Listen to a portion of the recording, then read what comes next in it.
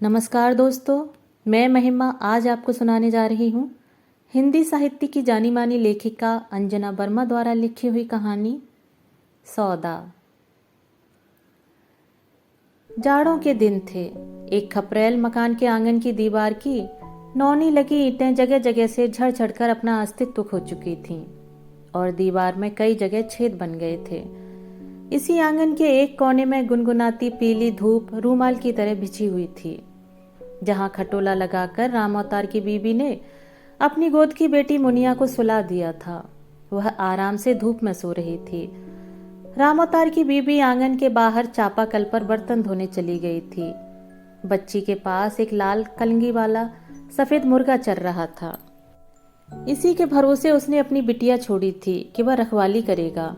आंगन की दीवार जगह जगह से टूटी हुई थी, फिर भी कोई भीतर घुसने का दुस्साहस नहीं कर सकता था, और यदि कोई अनजाना व्यक्ति घुस भी जाता तो वह मुर्गा अपनी चोंच से इस तरह प्रहार करता कि वह भाग जाता। लड़ाई करते हुए इसकी मुद्राएं देखते ही बनती थीं। गर्दन के बाल खड़े हो जाते और गर्दन इस तरह कड़ी हो जाती जैसे नाक का फन हो, वही नाक का गुस्सा जैसे डस लेने पर उतारू हो। एक बार मैदान में उतर गया तो जान की परवाह नहीं। दुश्मन चाहे कितना भी बड़ा क्यों न हो, उसकी हिम्मत से बड़ा नहीं हो सकता था। उस पूरे मोहल्ले में इस मुर्गे के किस्से फैले हुए थे, इसलिए कोई राम अवतार के आंगन में नहीं जाता था। यदि जाना जरूरी भी हुआ तो पहले बाहर से ही ताक झांक करता कि मुर्गा कहाँ है, कहीं आसपास तो नहीं कि चुपके से आकर पैर में झपट्टा मार दे। इसीलिए पहले राम अवतार की बीबी को पुकारना पड़ता था। राम अवतार के आंगन में कदम रखने वाले कम ही होते थे जो नहीं जानते थे और हठात भीतर चले जाते। उन्हें मुर्गे का अप्रत्याशित आक्रमण सहना पड़ता था। राम अवतार की बीबी को इस छोटे से मुर्गे पर अपने दोनों बच्चों से अधिक विश्वास था। वह जितेंद्र और रिंकी पर मुनिया को नहीं छोड़ सकती थी। वह जानती थी कि यदि बच्चों को उन दोनों पर छोड़ दें तो भगवान भरोसे ही रह जाएगा। जितेंद्र को लट्टू नचाने या कंचे खेलने से ही छुट्टी नहीं होगी, और रिंकी तो किसी न किसी बात के लिए ठुनकती हुई उसी के पास चली आएगी। ऐसे में इन दोनों में से किसी पर मुनिया को नहीं छोड़ा जा सकता था। इन दोनों आदमी के बच्चों से भला वह पक्षी था जिस पर छोड़कर कुछ देर के लिए निश्चिंत हुआ जा सकता था। इसीलिए मुनिया जब सो रही होती तो वह एक मुट्ठी दाना चारपाई के पास बिखेर देती और अपने कामकाज में लग जाती। इस तरह मुर्गा मुनिया की रखवाली करता। उसके साथ की मुर्गियां भी सुरक्षित थीं। वह मुर्गा बिल्ली से भी जूझने का कलेजा रखता था, यह बात वह जानती थी। बच्चों ने उसे लाल कलंगी वाला कहना शुरू कर दिया था। सफेद रोंों वाले उस सुंदर मुर्गे के सिर पर लाल कलगी बहुत सुंदर जचती थी। उसे जो एक बार देख लेता वह ईश्वर की कला को सराहे बिना नहीं रह सकता था। एक बार लाल कलगी अपनी मुर्गियों के साथ चल रहा था, तभी दबे पैर बिल्ली आई, पर वह मुर्गे के पास नहीं गई। उसने बड़े सधे हुए अंदाज में चुपचाप एक मुर्गी को दबोच लिया। लाल कलगी की सतर्क आंखों ने तुरंत यह देख लिया। इसके पहले कि बिल्ली मुर्गी को लेकर भागती, वह उस पर टूट पड़ा। उसकी चोंच और पंजों के बारों को झेलना बिल्ली के लिए आसान नहीं हुआ। वो मुर्गी को छोड़कर भाग खड़ी हुई। मुर्गी की चिचियाहट सुनकर जितेंद्र और रिंकी दौड़े आए। राम अवतार की बीबी भी डंडा लिए आई। सब अपने मुर्गियों को बचाने के लिए जुट गए। मुर्गी तो इस लड़ाई में अधमरी ही हो चुकी थी। लाल कलगी भी घायल हो गया था, लेकिन बच्चों को खूब मजा आया यह लड़ाई देखकर। उनका सीना गर्व से फूल गया था। पड़ोसी भी जुट आए थे। वे मुर्गे की बहादुरी को देखकर हैरान थे।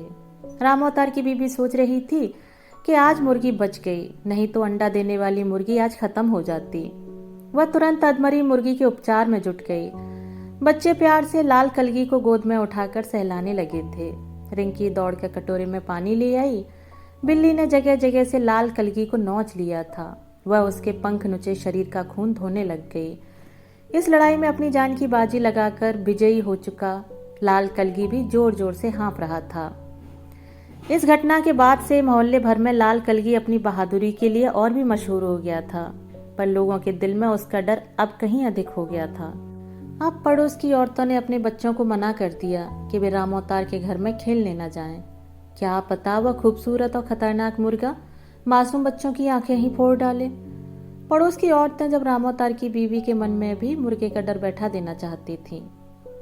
उसकी पड़ोसन हबीबन जब किसी काम से उसके यहाँ गई तो उसने बाहर से ही उसे पुकारा। उसके आने पर वह बाहर ही खड़ी बातें करती रही।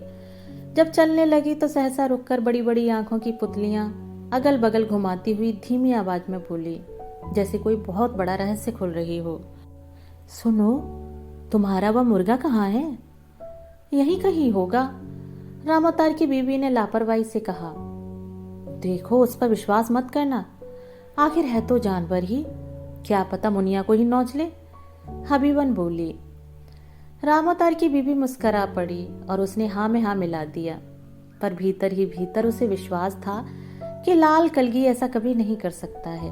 औरतें चाहे जो बोलें, लोग चाहे जो कहें, गली में सब रामावतार की किस्मत से रश्क करने लगे थे।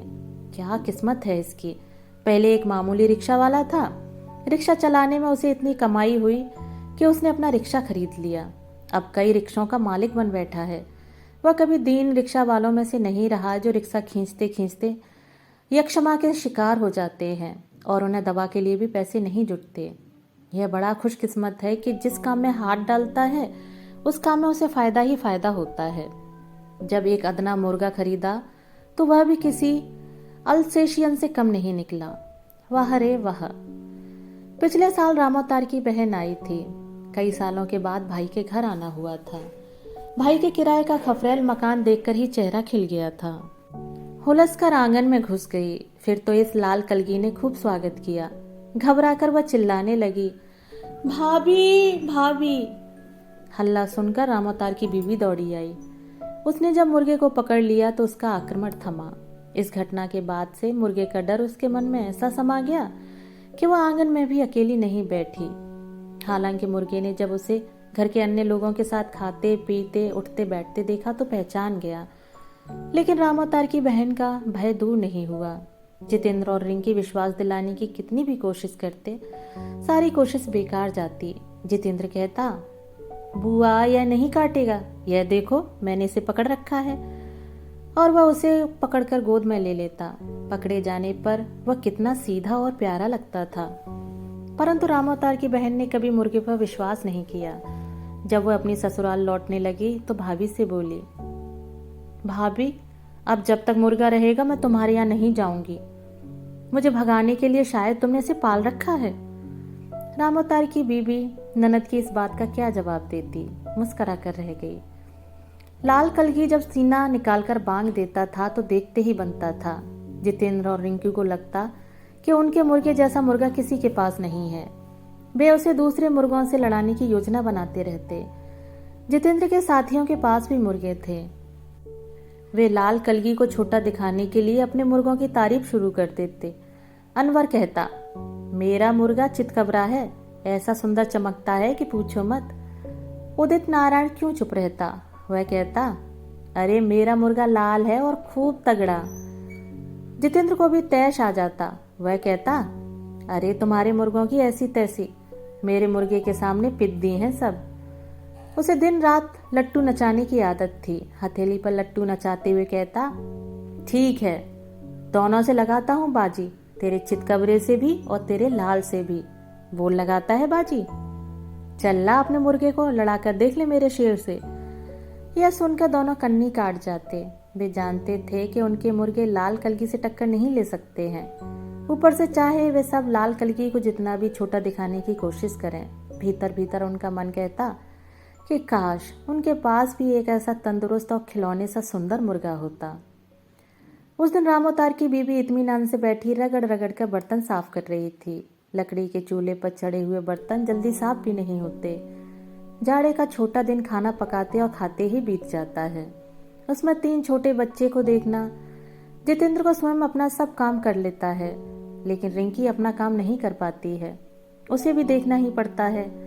मुनिया में ही तो उसका सारा समय निकल जाता है। रसोई और बच्चों में वह दिन भर फंसी रह जाती है। अभी तो वह खाना बनाकर उठी थी और फिर उसे मुनिया की मालिश करनी पड़ी। उससे छूटी तो देखा कुछ पुराने एल्युमिनियम के काले लगे बर्तन उसके द्वारा मांजे जाने के इंतजार में हैं। इनसे भी निपट ही ले। फिर उसे बर्तन धोने बैठ जाना पड़ा। बर्तन मांजते हुए उसका दिमाग अपने पैसों पर चला गया। उसे इस बात की संतुष्टि थी कि उसका घरेलू व्यापार बढ़ रहा है। वह मुर्गियों की संख्या बढ़ाने की योजना बनाने लगी।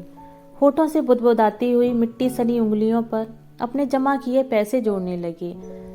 सहसा उसे महसूस हुआ कि मुनिया काफी देर से अकेली थी। जितेंद्र तो गली के लड़कों के साथ लट्टू नचाने में मशगूल था और रिंकी जमीन पर लकीर खींचकर गोटी खेल रही थी। उसने बर्तन मांजते हुए चिल्लाकर पूछा, अरे ओ रिंकी, मुनिया को अकेली छोड़ दिया? नहीं, लाल कलगी वहां है, रिंकी ने खेलते हुए जवाब दिया। रामोतार की बीवी ने बेचैन होकर कहा, जाओ जरा मुनिया को देखाओ। लेकिन जब उसकी बात सुनकर भी वह खेलना छोड़कर देखने नहीं गई तो उसने जल्दी जल्दी बर्तन खंगाले। घबराई हुई लंबे लंबे कदम डालती जब आंगन में पहुंची तो उसने लाल कलगी को वहां देखा।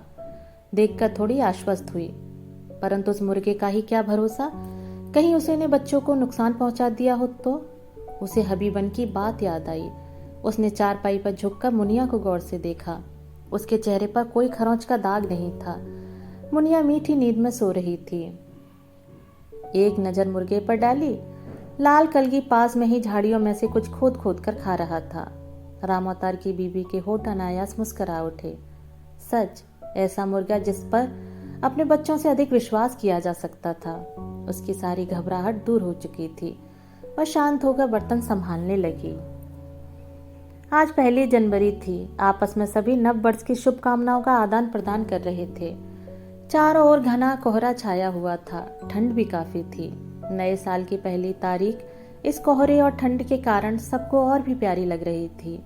आज के दिन सब अपनी अपनी खुशियों में व्यस्त थे। हर घर में कोई न कोई पकवान पक ही रहा था। कसाई और मुर्गे बेचने वालों को दम मारने की फुर्सत नहीं थी। सभी जैसे सामिश भोजन करने का ही संकल्प ले चुके थे। इसके बिना नए साल की खुशी अधूरी रहती। रामोतार की पड़ोसन हबीबन सवेरे सवेरे अपने 2 मुर्गे बेच चुकी थी। रामोतार की घरवाली रोज की तरह बर्तन मांजने नल पर पहुंची तो हबीबन पानी भर रही थी। उसने बताया कि उसने 40-40 के 2 मुर्गे बेचे। रामोतार की बीबी को सुनने की फुर्सत नहीं थी, क्योंकि मुनिया रो रही थी और रिंकी उसे किसी तरह संभाले हुए थी। उस पर वह अधिक देर तक बच्चे को नहीं छोड़ सकती थी।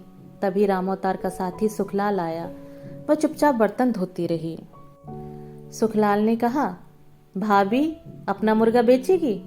आज नए साल के दिन साग पात खाना नहीं सुहाता। बर्तन रगड़ती हुई वह बोली, ले लो, पर क्या दोगे? हबीबन का मुर्गा 40 में बिका है अभी। मेरे मुर्गे को तो जानते ही हो कैसा है। सुखलाल ने कहा, कहने की जरूरत नहीं, मैंने देखा है। ये लो 50। अब तुमसे क्या मोल भाव करना। उसने अपनी जेब से एक कड़ा 50 का नोट निकाला। रामोतार की बहू हाथ में लगी मिट्टी धोकर फट से उठी और आंगन में गई। लाल कलगी चर रहा था। उसने सहज भाव से बुलाया, आ ती ती ती ती ती। लाल कलगी आज्ञाकारी बालक की तरह उसके पास आ गया। रामोतार की बीबी को उसे पकड़ने के लिए उसके पीछे भाग दौड़ भी नहीं करनी पड़ी। फिर उसने उसे पकड़कर सुखलाल के हवाले कर दिया। वह उसके हाथ से 50 का नोट लेकर आंचल के कोने में बांधती हुई बर्तन धोने चली गई। दोस्तों, अभी आप सुन रहे थे अंजना वर्मा द्वारा लिखी हुई कहानी सौदा। दोस्तों, कहानी आपको कैसी लगी अपने विचार कमेंट बॉक्स में साझा कीजिएगा। मिलते हैं एक नई कहानी के साथ। धन्यवाद।